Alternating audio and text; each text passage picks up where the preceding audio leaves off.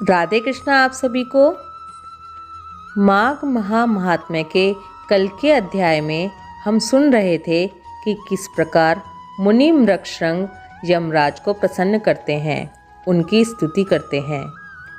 अब आगे माघ महात्म्य अध्याय 26। इतनी कथा सुनने के बाद राजा दिलीप ने पूछा, हे मुने, यमलोक से लौटकर आई हुई उन साध्वी कन्याओं ने अपनी माताओं और बंधुओं से वहाँ का वृतांत कैसे बतलाया? पापियों की यातना और पुण्य आत्माओं की गति के संबंध में क्या कहा? मैं पुण्य और पाप के शुभ और अशुभ फलों को विस्तार के साथ सुनाना चाहता हूँ।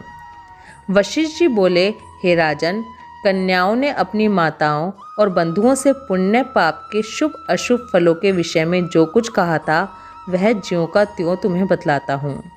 कन्याओं ने कहा, माताओं, यमलोक बड़ा ही घोर और भय उत्पन्न करने वाला है।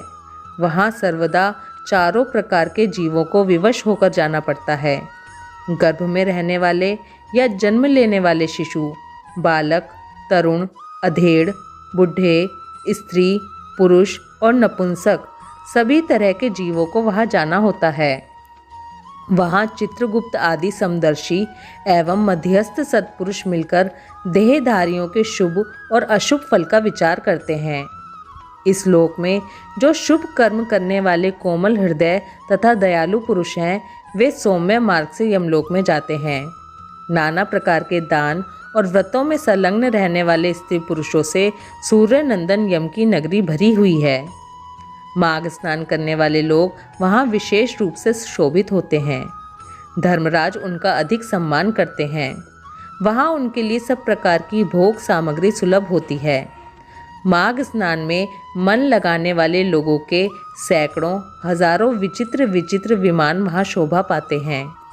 इन पुण्य आत्मा जीवों को विमान पर बैठकर आते देख सूर्य नंदन यम अपने आसन से उठकर खड़े हो जाते हैं और अपने पार्षदों के साथ जाकर उन सब की अगवानी करते हैं। फिर स्वागत पूर्वक आसंदे प्रिय वचनों में कहते हैं, आप लोग अपने आत्मा का कल्याण करने वाले महात्मा हैं, अतएव धन्य हैं, क्योंकि आपने दिव्य सुख की प्राप्ति के लिए पुण्य का उपार्जन किया है। अतः आप इस विमान पर बैठकर स्वर्ग को जाइए। स्वर्ग लोक की कहीं तुलना नहीं है। वह सब प्रकार के दिव्य भोगों से परिपूर्ण है। इस प्रकार उनकी अनुमति ले पुण्य आत्मा पुरुष स्वर्ग लोक में जाते हैं। माताओं तथा बंधुजन, अब हम वहाँ के पापी जीवों के कष्ट का वर्णन करती हैं। आप सब लोग धैर्य धारण करके सुने। जो क्रूरतापूर्ण कर्म करने वाले और दान ना देने वाले पापी जीव हैं, वे वहाँ यमराज के घर में अत्यंत भयंकर दक्षिण मार्ग से जाते हैं। यमराज का नगर अनेक रूपों में स्थित है। उनका विस्तार चारों ओर से 86,000 योजन समझना चाहिए। पुण्य कर्म करने वाले पुरुषों को वह बहुत निकट सा जान पड़ता है, किंतु भयंकर मार्ग से जाने वाले पापी जीवों के लिए वह अत्यंत दूर है।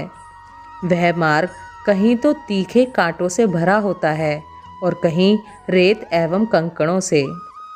कहीं पत्थर के ऐसे टुकड़े बिछे होते हैं जिनका किनारा छुरों की धार के समान तीखा होता है। कहीं बहुत दूर तक कीचड़ ही कीचड़ भरी रहती है। कहीं घातक अंकुर उगे होते हैं और कहीं कहीं लोहे की सुई के समान नुकीले कुशों से सारा मार्ग ढका होता है। इतना ही नहीं, कहीं कहीं बीच रास्ते में वृक्षों से भरे हुए पर्वत होते हैं, जो किनारे पर भारी जल प्रपात के कारण अत्यंत दुर्गम जान पड़ते हैं।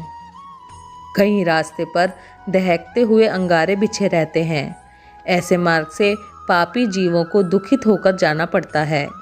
कहीं ऊंचे नीचे गड्ढे, कहीं फिसला देने वाले चिकने ढेले, कहीं खूब तापी हुई बालू और कहीं तीखी कीलों से वह मार्ग भरा रहता है। कहीं कहीं अनेक शाखाओं में फैले हुए सैकड़ों वन और दुखदाई अंधकार है, जहाँ कोई सहारा देने वाला भी नहीं रहता। कहीं तपे हुए लोहे के कांटेदार वृक्ष, कहीं दावानल, कहीं तपी हुई शिला और कहीं हिम से वह मार्ग रुका हुआ था। कहीं ऐसी बालू भरी रहती है जिसमें चलने वाला जीव गले तक धंस जाता है। कहीं गर्म जल और कहीं कंडों की आग, कहीं धूल मिली हुई प्रचंड वायु का बवंडर, कहीं बड़े बड़े पत्थरों की वर्षा होती है। उन सब की पीड़ा सहते हुए पापी जीव यमलोक में जाते हैं। कहीं तीखे अस्त्र शस्त्रों की वर्षा होती है जिससे उनके सारे शरीर में घाव हो जाते हैं। कहीं बहुत ठंड, कहीं सूखी और कहीं कठोर हवा। ये सब सहते हुए पापी जीव सूखते और रोते हैं।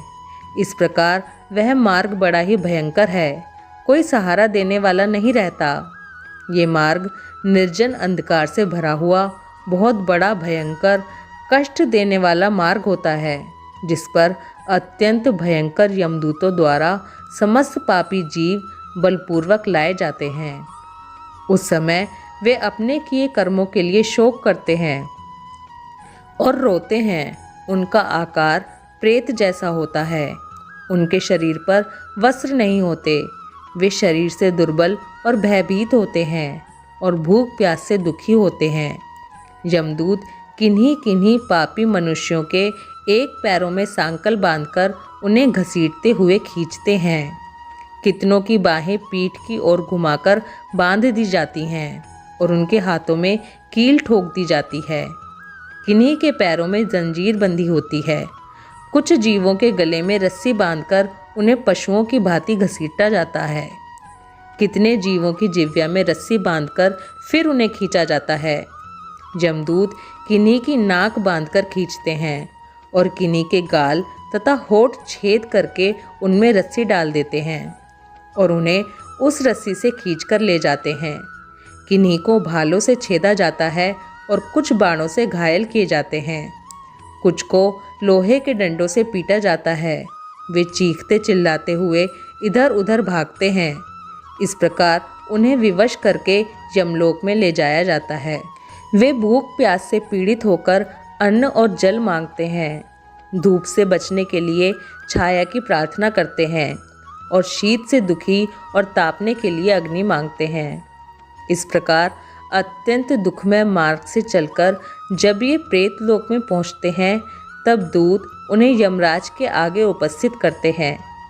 उस समय वे पापी जीव यमराज को भयानक रूप में देखते हैं। वहाँ असंख्य भयानक यमदूत जो काजल के समान काले, महान वीर और अत्यंत क्रूर होते हैं। माघ महात्म्य अध्याय 26 समाप्त। ओम नमो भगवते वासुदेवाय नमः। राधे कृष्णा।